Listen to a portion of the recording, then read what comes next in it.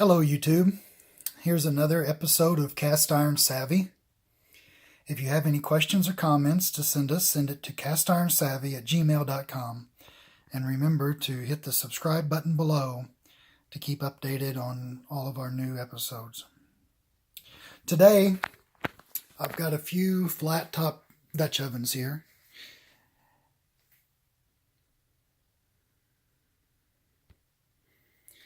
And I found out something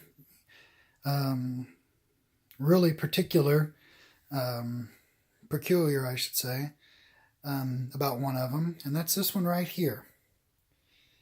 So, I've had this Dutch oven for quite a while, and as you can see, pretty obvious difference in these two are the handles, the side handles on them. So, this particular Dutch oven got a typical type lid on it, and it is a number 9.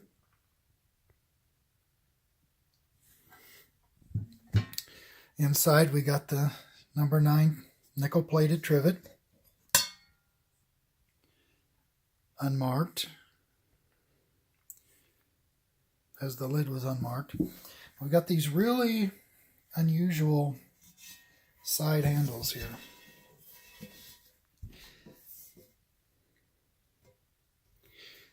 And what do we see on the bottom? It's actually an Erie. It's an early Erie at that. There's no pattern numbers on any of the pieces, so we know that it's probably dates to prior to 1891 when they started utilizing pattern numbers. It's got the small Erie quotations there, and these really unusual handles on the side. So, like I said, I've had this one for a while. It's got a reinforced lip right there. So I've had that one for quite a while, like I said. There's the lid. Nothing really, spectacular. It's just a really early Erie. Pre-1891. Probably one of the earliest Dutch ovens they made with this type of handle. So if you read in the original Erie Ware catalog, these were available with and without a bail. And so I just speculated, well, this must be the type you got if you ordered them without a bail. And if you ordered them with the bail, you would get this type. Well, just recently, I found this one. And it's the exact same type of handle. These two Dutch ovens are almost identical in every way, with the exception of the handle, of course. And I'm going to show you something about that in just a few minutes. But this one actually has a bail, the same type of handle. This one is attached at the top of this handle and at the bottom of this handle. And it lifts up perfectly level.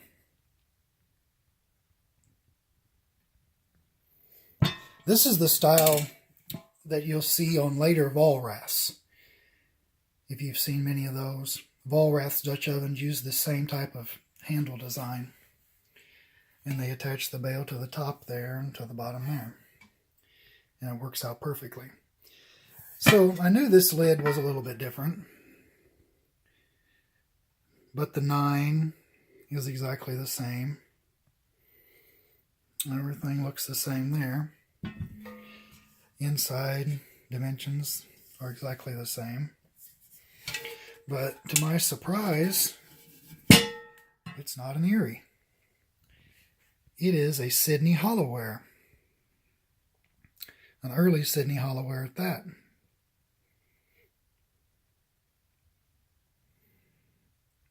So, I don't know who copied off of who, but it's highly suspicious that Sydney hollowware, made in Sydney, Ohio, would have the exact same design in every which way as this Erie, made in Erie, Pennsylvania, with the exception of the lid on this one. So there was a lot of copying and duplicating, you know, of different competitors' ideas back then. It wasn't quite like it is today, you know. Back then, you know, Erie, Pennsylvania and Sydney, Ohio was, you know, quite a ways apart. You know, it wasn't like today, you know, you could just drive there in a couple hours. You know, it's quite a vast difference. And people didn't interact like they do, you know, today. You know, you try to copy someone's, you know, patent idea today, and within an hour, someone's got you found, you know. So anyway, I wanted to show you that. It's very unusual. Sydney hollowware versus this early Erie. But this lid, I wanted to show you something else about that. So back here, I have another early flat top Dutch oven with a very similar type of handle.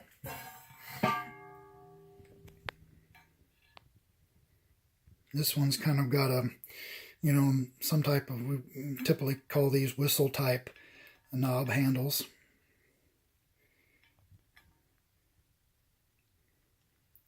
Very similar to the Sydney hollowware, but I see a pattern number and a number 11.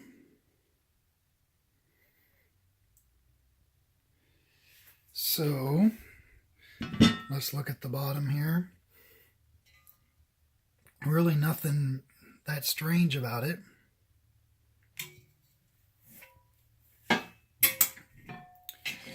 But if we look on the bottom, if I can get it in the light, get some of the dust off of it. There's a number 11 and a pattern number as well, 836.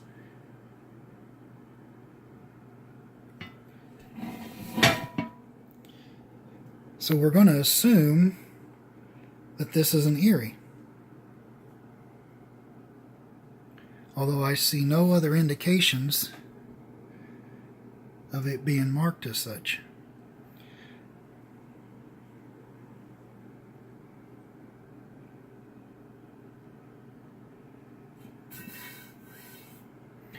It very well could have been a copied by Sydney hollowware and the Erie taken off of it. But they didn't put their name on it either. So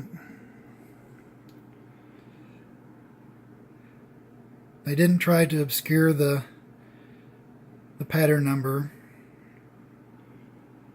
which is very indicative of Erie and Griswold made items. So I'm going to say that that is an Erie, even though the handle on it is very similar to the Sydney hollowware handle. But then I got to digging around in my cast iron pile over there, and I noticed I've got this one. This is another number 11. If I can move it over here a little closer. This is another number 11. The bail on this one is extremely thick compared to this thin bail here. Extremely heavy. It appears to be original to the piece, but I mean, who knows? Someone could have traded that out, you know, 100 years ago, and we'd never know the difference by now. It's got some few casting lines in it. But this has got the typical handle that you would, you know, expect on Erie wire. But look under here. There's the 840 pattern number with the same number 11. And right in the middle is the hole from the previous design.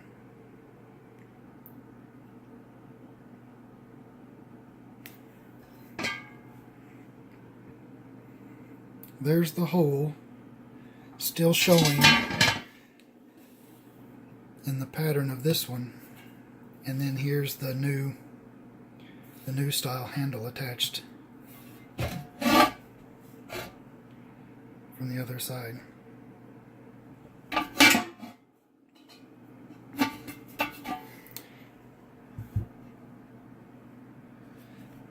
Everything else is about this is pretty typical. Let's see what this one's marked on the bottom. And this one is marked Erie.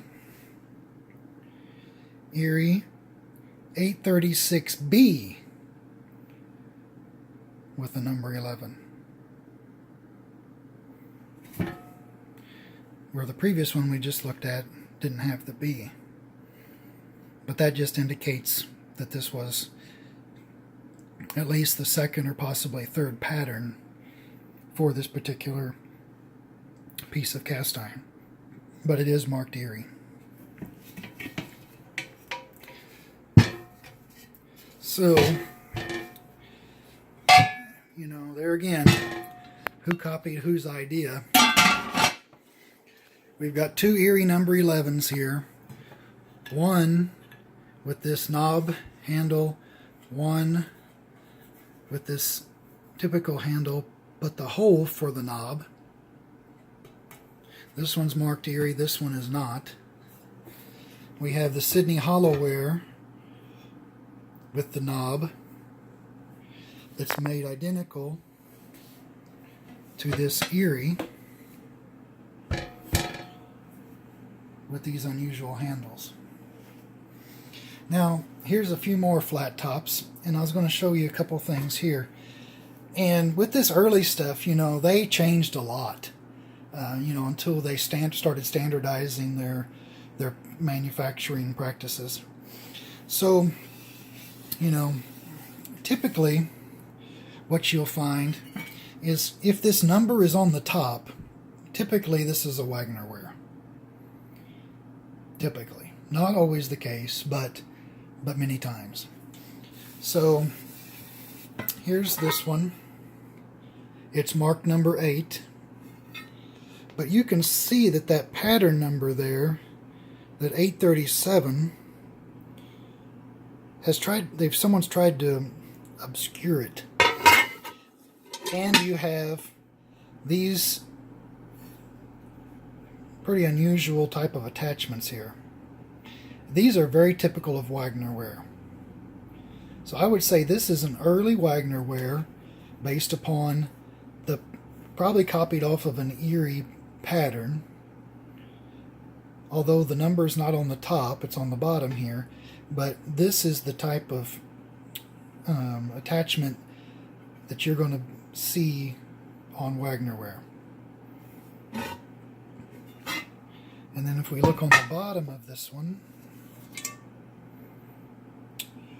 sure enough, it's a Wagner Sydney O, number 8.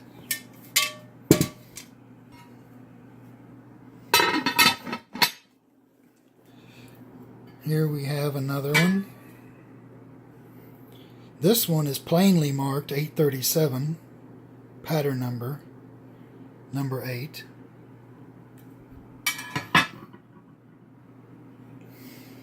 And what does the bottom of this one say? And it is, sure enough, is an Erie. Pattern number 833.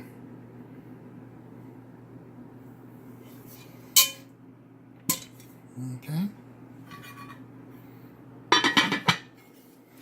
This one, like I said before, has got the number on top.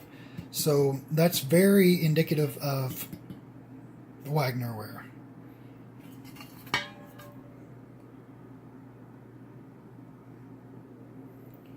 You don't see any markings underneath, although it doesn't have those typical attachment circles under there.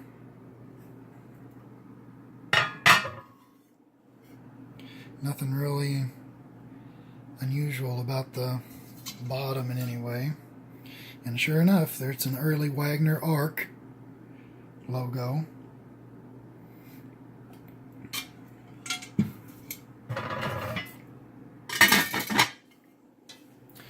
And what do we have here? Here is, we see these attachments, so I'm going to, first, thing that crosses my mind, that this very well may be a Wagner. We have the number on top of the handle, another indication of Wagner. So I'm going to say that's definitely a Wagner lid, and sure enough, the bottom is Wagner Sydney O. There's a number 10 Wagner, and it's the same way. So, a couple ways that you can tell whether you have a Wagner. And you see there's that hole in the middle again.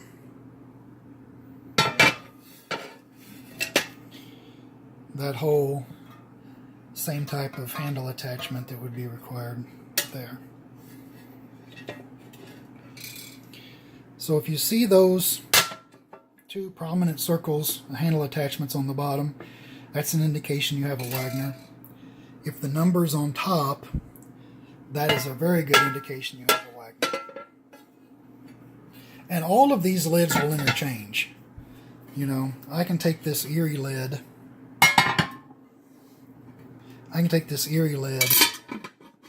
And it'll fit on top of a Wagner, and vice versa.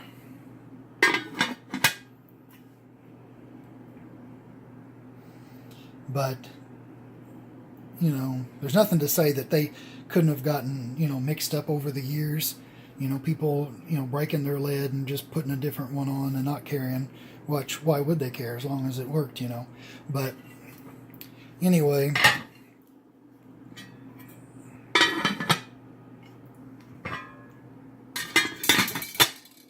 that's the way they should go. I try not to separate my lids, even when I pack them away and for storage from the pot. I try to keep them all together. I know I've seen some people put all the lids in one box and all the bottoms in another box, and think they'll remember how they go. But sometimes you're going to get them mixed up, because there's so many variations within the same company, and too many similarities between companies. I definitely recommend keeping your original lids with the pot, the best you possibly can. Possibly number them if you need to. Put a tag on here that says 1, and then a tag on here that says 1, if you have to separate them. But if I would get these separated, with all this, stacks of Dutch ovens and everything, it would be very difficult to go back and try and match them up properly. And, I may not get it done, because I think it's important to preserve them in the way that you find them.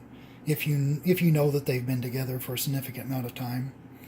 If you just buy something on eBay that someone has, that they found someplace, and that person found someplace, who's to say whether it's original? But if you get out of a farm estate, or it's been passed down through the family, and those two items have been together for a while, try your best to keep them together, unless you just obviously know that they're a mix-up. One of them clearly says one thing and the bottom clearly says something else. But I try to keep them together the best I can. So that concludes our episode today. A little information on some flat-top Dutch ovens. Here again is the email address. Our channel is called Cast Iron Savvy on YouTube. The email address to contact us is castironsavvy@gmail.com. And remember to hit the subscribe button below. And until next time, happy collecting.